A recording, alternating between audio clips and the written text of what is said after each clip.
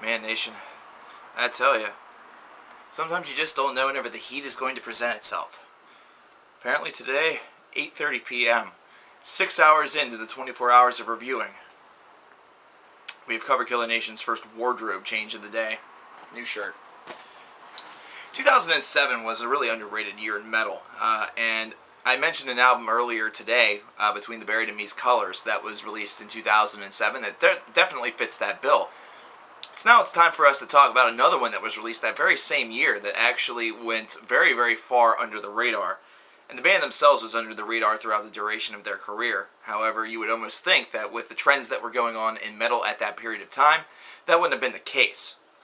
The album that we're talking about from 2007 is entitled Robin by Farmakon. Now, this is their second album, and I believe this is their only two.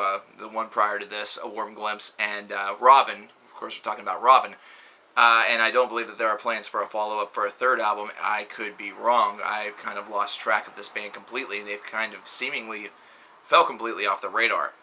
However, these guys I originally fell in love with a number of years prior to 2007 with their Warm Glimpse album, considering it was just sort of on a whim, and it seemed like a pretty interesting release. I got it at a place called Media Play, which was in Monroeville, Pennsylvania, about 50 miles away from here. And it was a great store. It had a lot of metal back in the days where metal was a little bit harder to find around here. In fact, it was to the point where our metal section at the FYE I currently work at was still in its infancy and really didn't have a lot of titles to choose from. There's been a lot of diversity and dynamisy that's kind of come in through those doors. Not really thanks to me, but in at least the past decade or so. The section has certainly expanded a great bit.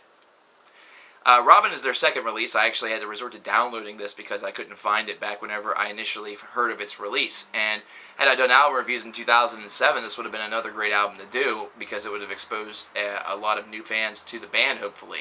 And these guys were a group that really worshipped the ground that Opeth walked on, especially their Still Life album, which they admitted to be one of their, if not the, band's favorite album of all time. And you can hear it somewhat in their style, though it is done in quite a different way. It doesn't have that same layered dynamic that Still Life really seems to have, though they're able to really hop, skip, and jump back and forth from a slower register to a much quicker tempo. They definitely seem to have a lot more of a desire to write in the mid to quicker tempos than in necessarily that shorter register, that quieter, that very slow register.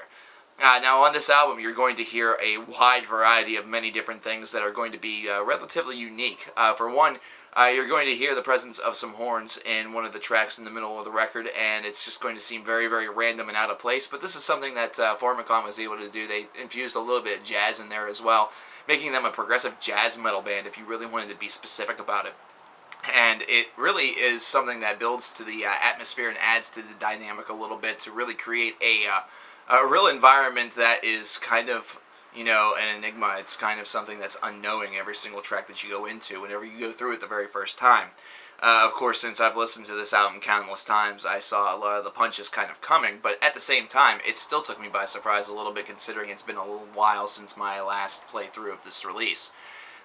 Songs such as Helpless and Faint Light really accentuate what this group does, but the Mentally Disabled and the Artist is one that also does that because they also add the dynamic of a little bit of atmospheric nature as well. As an instrumental only, that song really prevails as having just an atmosphere that builds on what the song you could, envision the song being about, literally what the title speaks that it is all about, the mentally disabled and the artist itself. Whatever you wish to really allude from that is really up to your own mind.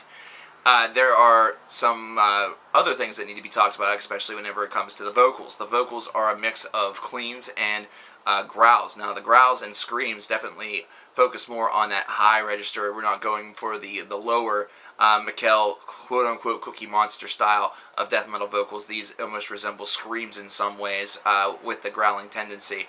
And there is definitely a lot of range there, which is something that's very nice, and it is something that is displayed quite well and on display quite a bit whenever this album is, goes from the inception to the tomb.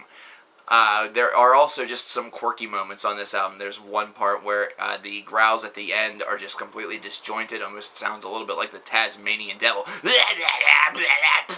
And there are also moments where the soft voice just seems to really illuminate over a lot of things. You sometimes hear some voices talking in some other languages, things like that, and it's just a really, really cool listen. These guys were a really, really cool band, and they wrote some really, really good music, so it's actually kind of a shame that they were criminally underrated whenever they were a band, and now, in the 6 years that have passed since the release of Robin, it seems like the band's been all but forgotten by conventional metalheads, and this is something that definitely needs to change, something that I'm hoping to change a little bit by reminding you guys that that Farmakon existed, and reminding you guys that Robin was a damn solid release. It was one that was certainly near the top of my highlight portion of 2007. It's one that, if you haven't heard of this band, and I'm going to guarantee you that a good number of you haven't, you should definitely check this out. You should do whatever you can to find this, and trust me, it's going to be a bit of a labor, but it's going to be a labor of love once you finally listen to the release. You're going to be very, very well impressed with it.